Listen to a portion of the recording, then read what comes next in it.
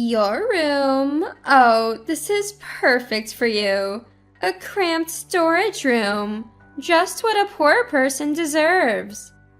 Sister-in-law and my husband laughed mockingly as they showed me the room. I was at a loss for words. I had trusted sister-in-law and decided to renovate this precious home. How did it come to this? If only I had been more cautious. If only I had doubted sister-in-law more. Regret was pointless. The damage was done. But this isn't my fault. It's all on sister-in-law who deceived me. I don't need to live with sister-in-law and my husband like this. I decided to take matters into my own hands. My name is Sissy, a housewife in my 40s. I live with my husband and sister-in-law. Originally, my husband and I lived with my in-laws. But a few years ago, sister-in-law who had divorced moved in, saying she was lonely living alone.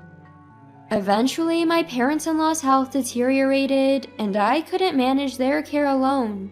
So we had to send my parents-in-law to a nursing home, leaving me, my husband, and my sister-in-law to live together.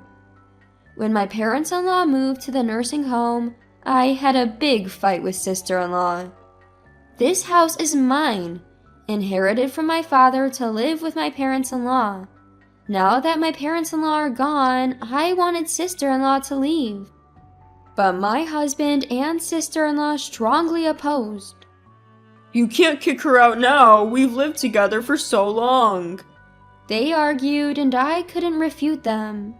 So I had no choice but to continue living with sister-in-law. Why did I want to kick her out? Because she's been unemployed since her marriage. She doesn't even work part-time, just lives off money from my parents-in-law. I've never seen her contribute to household expenses. I can't keep supporting her. That's why I wanted her to leave and become independent. But my husband didn't take kindly to me wanting to kick out a sister. Our relationship worsened after that incident. I blame it all on sister-in-law. If she were a decent person, things would be different. Still, we've managed to live together. But sister-in-law doesn't help with anything. She doesn't contribute money, so the least she could do is help with chores. But she just lounges on the sofa all day. Sister-in-law, please do some work. You can't just lounge around forever. When I say this, she yells. Don't criticize what I do. How dare you, being just a wife? She hates it when I oppose her, even though she does nothing all day. If you don't like it, why don't you leave? Why should I? You should leave. This is my house. I'm not going anywhere. If anyone should leave, it's you, sister-in-law. And so, our relationship worsens with each argument. My husband always sides with my sister-in-law. Whenever sister-in-law tattles on me, he says, "What's your problem with my sister? Just because you own the house doesn't mean you can act all high and mighty." Living sandwiched between my sister-in-law and my husband is unbearable. I've been racking my brain to find a way to kick sister-in-law out, but I can't come up with a good plan. What if I grow old and still can't mend my relationship with sister-in-law? What if I have to keep putting up with her unemployment? The thought keeps me up at night. My husband sides with sister-in-law, so I have no one to confide in, and my mental health is deteriorating. I thought about consulting my parents-in-law, but ever since hearing they were enjoying their retirement, I hesitated to burden them with my problems. One evening at dinner, sister-in-law said, "I have something to discuss." I braced myself for bad news, but sister-in-law suggested renovating the house. The house, inherited from my father, was showing its age and had some issues. I had been meaning to fix it, but hadn't found the time. When I told sister-in-law, she said, "Leave it to me," and offered to find contractors. Sister-in-law had never shown initiative before, but knowing she was thinking about the house changed my perspective. Maybe this was an opportunity for her to reconsider her actions. So I entrusted the renovation to sister-in-law. At first, I kept an eye on her, but things started to look suspicious. She found contractors that were suspiciously cheap or known for shoddy work. When I questioned her commitment, she fake cried and complained to my husband. He misunderstood and scolded me, saying, "How could you treat my sister like that when she's trying to help?" From then on, anytime I confronted sister-in-law, she threatened to tell my husband. He started to view me negatively and would scold me without even listening. I thought about canceling the renovation, but was met with strong opposition from both sister-in-law and my husband. Your precious home may be in serious trouble if things continue like this. I continued to work hard, even as new worries piled up. I was already stretched thin and started to feel the physical toll. I even used the time I didn't have to spare to look for a contractor. Eventually, I lost the energy to confront sister-in-law. When she suggested sketchy contractors, I'd say, "If you think it's fine, then it's fine." Sister-in-law seemed pleased and took over the entire renovation process. After spending a few days in a business hotel, I received a message from sister-in-law saying the renovation was complete. The house looked surprisingly good and fit well into the neighborhood. Maybe I had been worrying for nothing. Maybe I had misunderstood sister-in-law. Maybe I had misunderstood too much about sister-in-law. In reality, she's a nice person if you talk to her properly, so maybe we've just kept running into each other. I decided to mend our relationship. Let's try to make progress little by little, and walk down the new hallway. "Sister-in-law, where's my room?"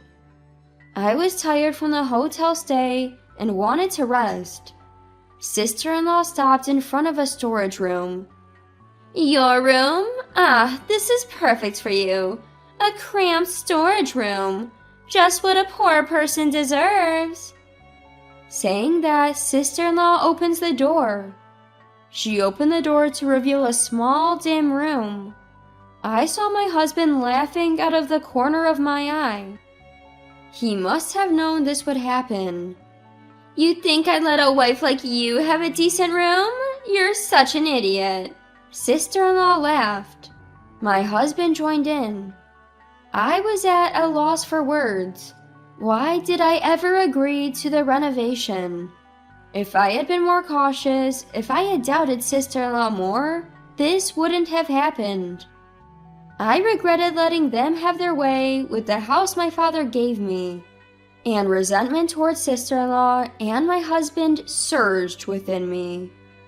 I felt foolish for thinking we could reconcile. Sister-in-law and my husband were hopeless. "Fine, I'll leave then," I said and turned around. My sister-in-law and her husband tried to stop me, looking panicked by my unexpected move. Hey, you're just gonna walk out on your home like that? This is your family home, isn't it?" "Yeah, if you leave, this house will be ours, fair and square." "What are you talking about? If I leave, I'm selling the house."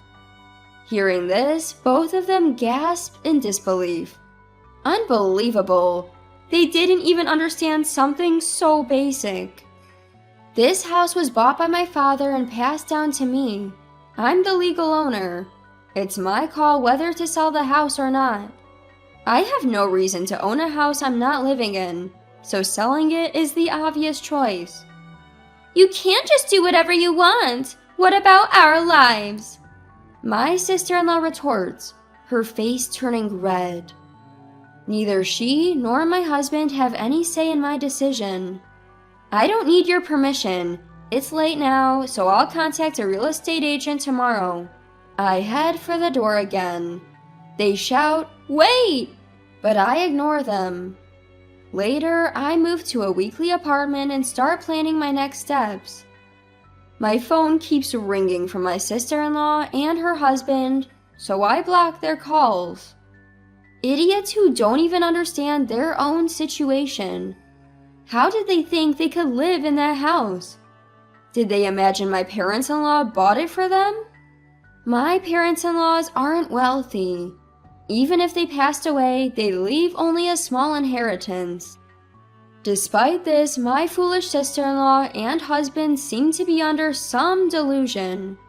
This is a good opportunity to set them straight.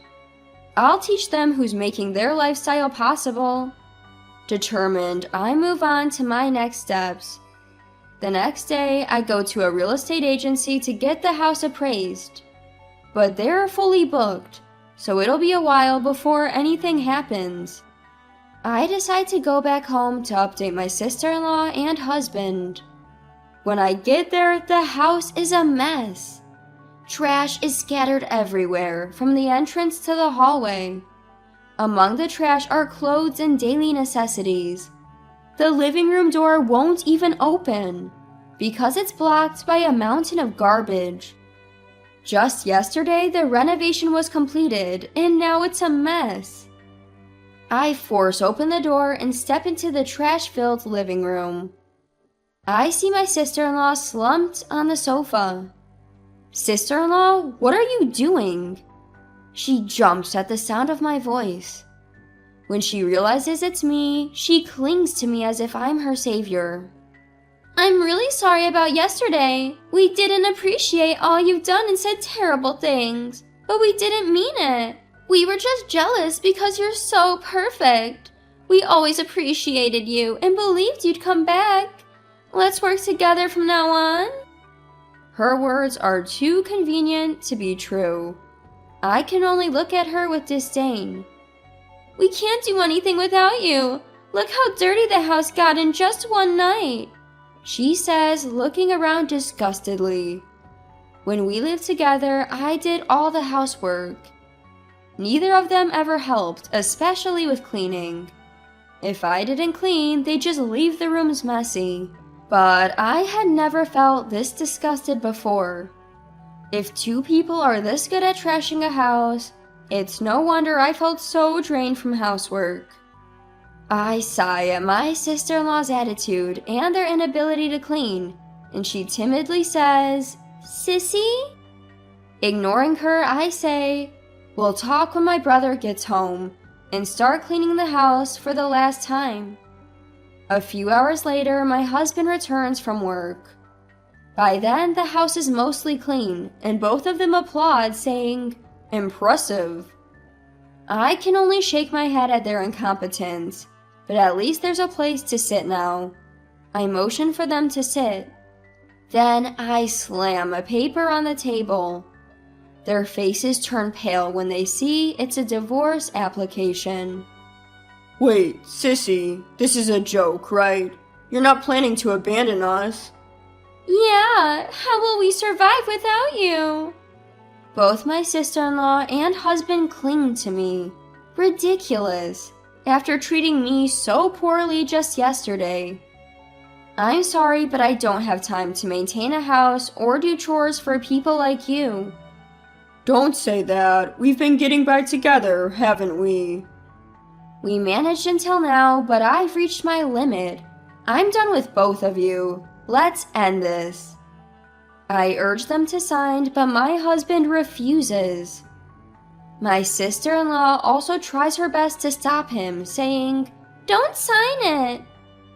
If you don't agree, I'm considering taking this to court. Is that okay? Finally reaching their limit, my sister-in-law starts apologizing profusely. "I'm really sorry. I apologize for how we've acted. Please don't divorce us or take us to court. Don't abandon us." She pleads, tears streaming down her face. My husband also starts apologizing deeply. But my decision was unshakable. After that, we continued divorce negotiations through lawyers. Eventually, they gave in and we divorced. Because of their treatment of me, it was a fault-based divorce, and I received compensation. I successfully sold the house, and they were left homeless, wandering the streets. My ex-husband even quit his job due to the scandal and the shock of losing the house. Now, he and my former sister-in-law are scraping by, living in an old apartment and working part-time. My former parents-in-law finally learned about their actions and cut ties with them. They're struggling on their own now. As for me, I was able to sell the house for a higher price than expected and use the money to rent a decent apartment.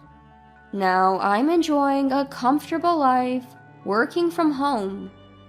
Living alone after so many years was initially challenging, but it became incredibly comfortable to my own surprise. After spending so long serving others, I want to live kindly for myself from now on.